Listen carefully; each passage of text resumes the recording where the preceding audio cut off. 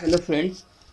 CSIR central road research institute में एक नई वैकेंसी निकली है जिसमें कि साइंटिफिक पोस्ट के लिए रिक्रूटमेंट चल रही है। तो ये जो साइंटिफिक पोस्ट की जो रिक्रूटमेंट है, ये एप्लीकेशन आपका स्टार्ट हो रहा है। Date of commencement of application यानी कि एप्लीकेशन शुरू होने की तारीख है 27 तारीख, और लास्ट डेट जो एप्लीकेशन की है वो है आपको 29 मार्च है। 27 फरवरी से आपका एप्लीकेशन स्टार्ट हुआ है और 29 फरवरी तक आपका लास्ट एप्लीकेशन सबमिट होगा। कितने बजे तक? 5 बजे तक आप सबमिट कर सकते हैं। 29 मार्च 2023 के शाम 5 बजे तक आप लास्ट फॉर्म जमा कर सकते हैं। अप्लाई करने का जो मोड रहेगा सेंट्रल रिसर्च इंस्टीट्यूट के लिए, 11th पे आपका रिक्रूटमेंट होगा। तो ये जो साइंटिफिक पोस्ट के लिए जो रिक्रूटमेंट हो रहा है, इसका एप्लीकेशन आपका ऑनलाइन होगा। आपको कोई भी कॉपी, सॉफ्ट कॉपी भेजनी नहीं है। आपको एक सॉफ्ट कॉपी, जब एप्लीकेशन आप फॉर्म फिलअप कर लीजिएगा, आपको अपने पास ही रखना है वो फॉर्म का, एप्लीकेशन का कॉपी। आपको कोई भी एप्लीकेशन भेजना नहीं है। बस आपको एप्लीकेशन का सॉफ्ट कॉपी डाउनलोड करके अपने पास सेव करके रख लेना। आपको एप्लीकेशन का हार्ड कॉपी तब भेजना है जब आपका नाम शॉर्टलिस्ट कर लिया जाएगा। तो उसके बाद जब आपको इंटरव्यू के लिए बुलाया जाएगा, तब आपको ये कॉपी लेके जाना होगा। अब यहाँ पर selection, central road research institute है क्या? कि सेंट्रल रोड रिसर्च इंस्टीट्यूट एक सीएसआईआर के द्वारा इंस्टीट्यूट डेवलप किया गया है। जिसमें क्या होता है, जिसमें रोड के रिलेटेड, रोड ट्रांसपोर्ट सेफ्टी और बाकी अदर एरियाज में रिसर्च होता है, जो कि रोड के ही पर्पज से किया जाता है। इसमें जो अभी आपका जो जॉब रिक्वायरमेंट है, उसमें क्या होना चाहिए? अभी का जो जॉब रिक्वायरमेंट है, इसमें इस पर्टिकुलर जॉब रिक्वायरमेंट के लिए जो भी कैंडिडेट होगा, उसको कैंडिडेट को पूरी तरह से नॉलेज होना चाहिए। किस चीज़ का? उसको रिसर्च एंड डेवलपमेंट एक्टिविटी का उसको पूरी तरह से नॉलेज होना चाहिए उन कैंडिडेट को। साथ ही साथ जितना भी आपका आईआरसी का कोड है, यानी कि इंडियन रोड कांग्रेस का जितना भी कोड है, वो सारा का सारा उनको पता होना चाहिए, उनके बारे में जानकारी होना चाहिए। ब्यूरो ऑफ इंडियन स्टैंडर्ड्स के कोड के बारे में पता होना चाहिए। और एएसटीएम का कोड, यानी American society for testing of materials के लिए भी जो रेलिवेंट कोड है, उन कोड्स की जानकारी होनी चाहिए। साथ ही साथ कैंडिडेट में कैपेबिलिटी होना चाहिए कि वो जो अलग अलग स्टेक होल्डर है, यानी कि गवर्नमेंट हो गया, प्राइवेट कंपनीज हो गई, इनके बीच में कोऑर्डिनेशन डेवलप कर सके और सोशल प्रोजेक्ट के रेलिवेंट एरियाज पे काम कर सके। फर्दर ये देख फर्दर ये एक्सपेक्ट किया जा रहा है कैंडिडेट से कि जो भी नियम कायदा वगैरह रहेगा, किसका? CSIR का, उसको वो फुलफिल करेंगे। और जो भी रेलेवेंट रिसर्च और डेवलपमेंट गोल्स उनको दिए जाएंगे, वो उनको काम करेंगे। ठीक है। और साथ ही साथ आपको एमटेक स्टूडेंट को, मास्टर्स ऑफ इंजीनियरिंग स्टूडेंट को और पीएचडी स्टूडेंट्स को गाइड करने का भी मौका मिलेगा। अब इसमें किन किन रिसर्चर्स की ज़्यादा रिक्वायरमेंट है? तो जो रिसर्च फील्ड है वो है transportation engineering, environmental engineering, bridge engineering और स्ट्रक्चर। तो ये तीन है: traffic and transport engineering, environmental engineering and bridge engineering. जो भी एप्लीकेशन होगा वो ऑनलाइन होगा। ऑनलाइन एप्लीकेशन भरने के बाद सॉफ्ट कॉपी अपने पास रखना है, एप्लीकेशन को भेजना नहीं है। एप्लीकेशन स्टार्ट हो रहा है 27 फरवरी 2023 से और ख़त्म हो रहा है 29 मार्च 2023 को। लास्ट डेट कितना है? 29 मार्च को है।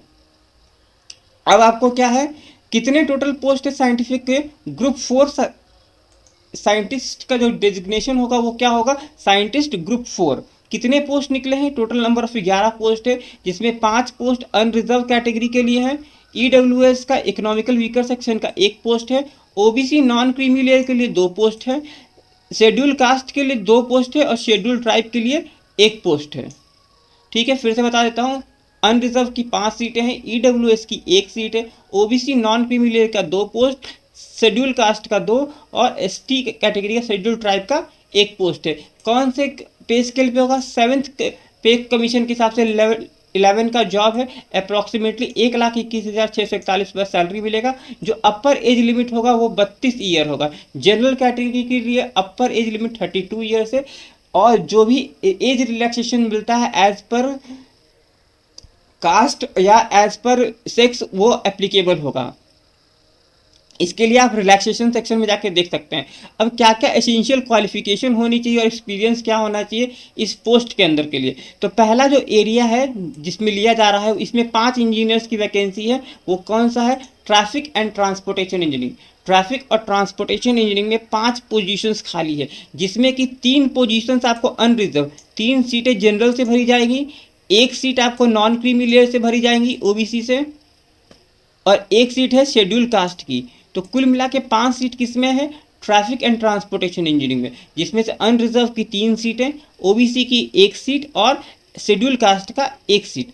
अब एसेंशियल क्वालिफिकेशन क्या होना चाहिए? Masters mechanic, masters of engineering या मास्टर ऑफ टेक्नोलॉजी होना चाहिए, या मास्टर ऑफ साइंस होना चाहिए। किस में? किसी भी इक्विवेलेंट डिग्री में जो कि सिविल इंजीनियरिंग हो।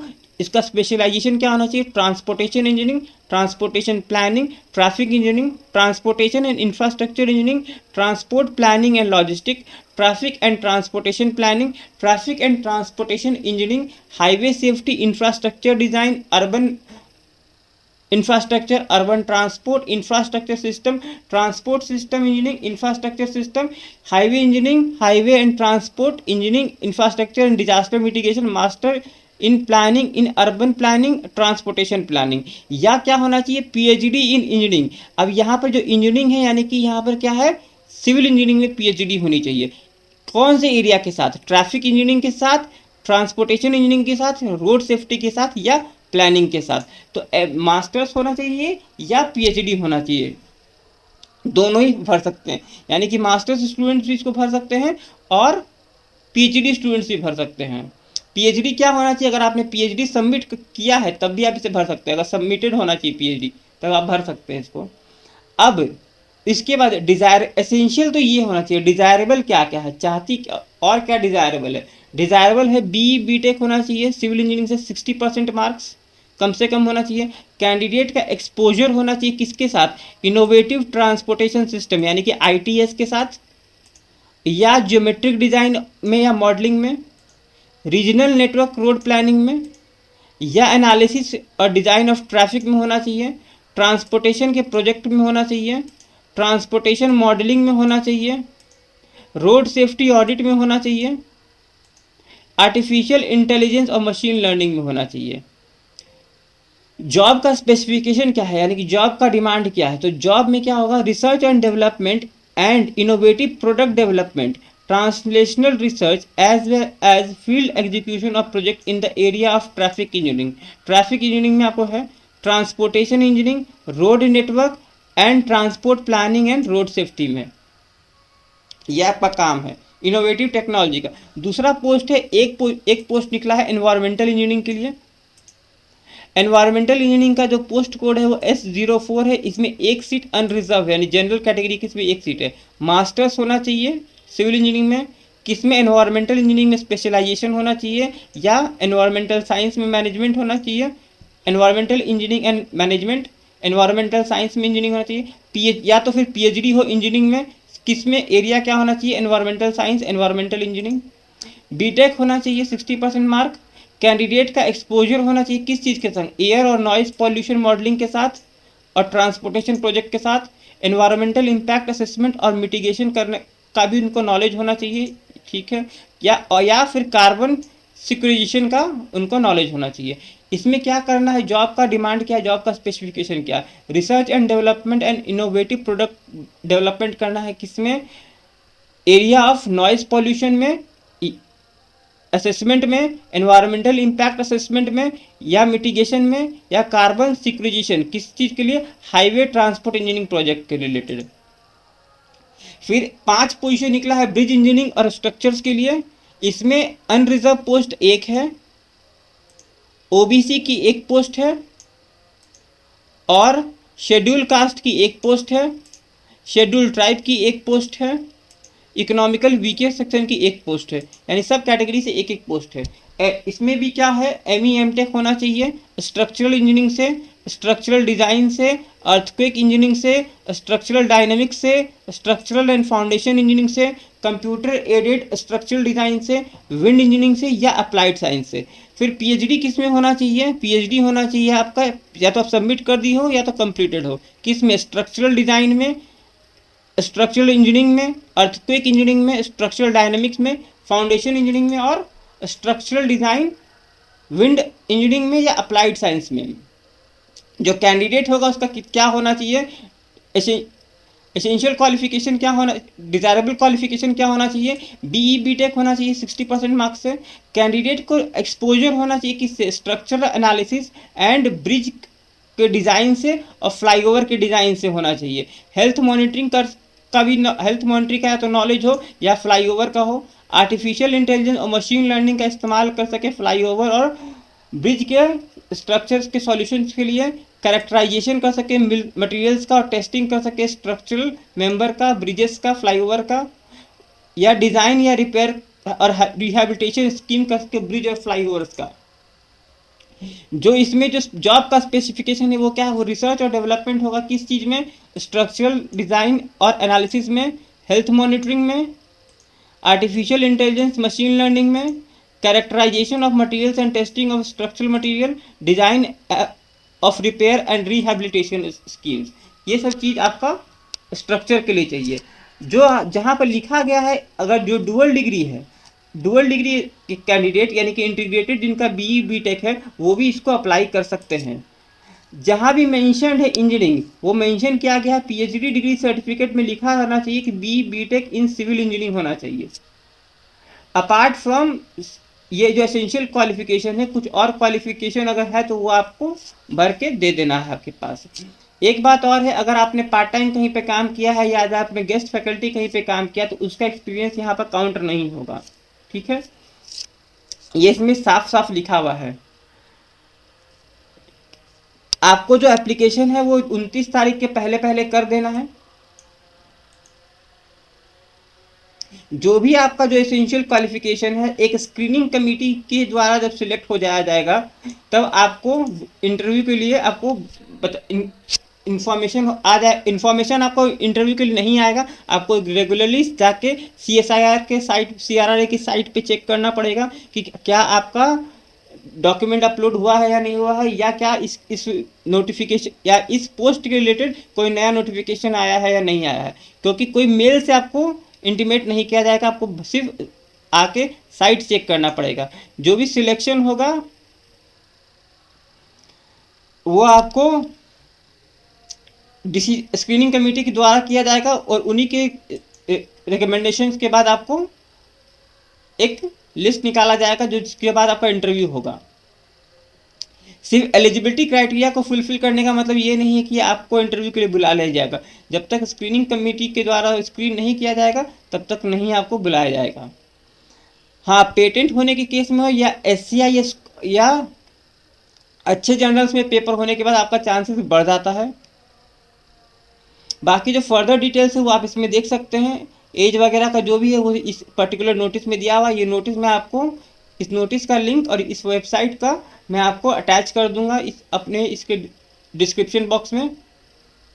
फिर से आप याद रखिएगा, कोई भी हार्ड कॉपी आपको भेजना नहीं है, आपको एक सॉफ्ट कॉपी डाउनलोड करके अपने पास रख लेना। जब भी बुलाया जाएगा तब आपको वो हार्ड कॉपी उस समय देना है। एप्लीकेशन फ़ी कितना है, एप्लीकेशन फ़ी इस पर्टिकुलर फॉर्म का 500 रुपी है। किसके लिए, जनरल कैटेगरी के लिए और OBC कैटेगरी के लिए, और अदर किस कैटेगरी के लिए एग्जेम्प्टेड है।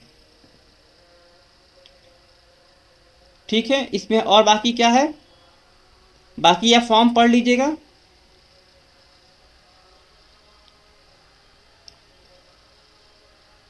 मोड ऑफ सिलेक्शन क्या होगा, तो मोड ऑफ सिलेक्शन आपका होगा कि सिर्फ क्या बोलते हैं एजुकेशनल क्वालिफिकेशन या एक्सपीरियंस से आपको इंटरव्यू बुला लिया जाए, ऐसा नहीं है। ये स्क्रीनिंग कमेटी के द्वारा ही स्क्रीन किया जाएगा, उसके बाद ही आपको इंटरव्यू के लिए बुलाया जाएगा।